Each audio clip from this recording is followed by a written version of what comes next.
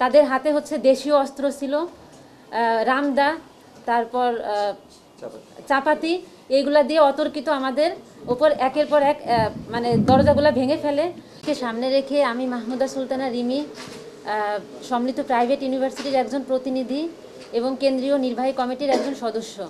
তো আমরা গতকাল বান্দরবনের লামা যাওয়ার উদ্দেশ্যে যখন হচ্ছে আমরা সোনারগাঁও থানাটা অতিক্রম করি, তখন আমাদের গাড়িটা একটু মানে একটু জ্যাম থাকার কারণে একটু স্লো যখন চলা শুরু করে, তখনই হচ্ছে আমাদের ওপর প্রায় 10 থেকে 12 জনের একটা এটা মানে 18 থেকে 20 বছর বয়স হবে এরকমের একটা সংগঠক এসে আমাদের ওপর অতর্কিত হামলা চালায়।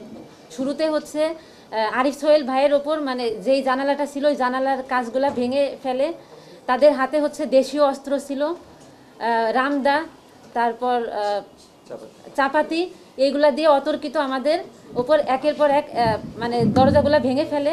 তারপরে আমরা এক প্রকারের ভয়ে বিভ্রস্ত হয়ে আমরা আমাদের ফোন, তারপরে হচ্ছে আমাদের কাছে যা ছিল সব কিছুই আমরা দিয়ে দিই।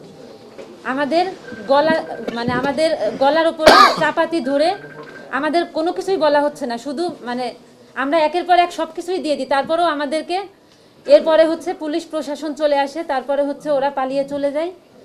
তো আমাদের মেয়ে, এখানে 3 জন মেয়ে ছিল, সেই মেয়েদের ওপর খুবই মানে তাদেরকে খুবই ব্যাড টাচ করা হয়। তো এখন আমরা যদি এই বৈষম্য বিরোধী ছাত্র আন্দোলনে যারা আহত আছে তাদের জন্যই তো আমরা দিনের পর দিন কাজ করে যাচ্ছি। তো সেই কাজের জন্যই আমরা বান্দরবনের উদ্দেশ্যে আমরা যে টিমটা যাওয়া হয়েছিল, তাহলে এখন আমরা যদি দেশেই যদি নিরাপদ না থাকি, তাহলে আমরা এই দায়টা এটা আসলে আমরা কিভাবে মানে এড়াতে পারি।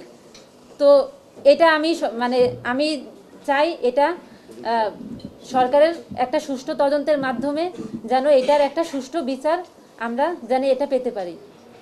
ধন্যবাদ।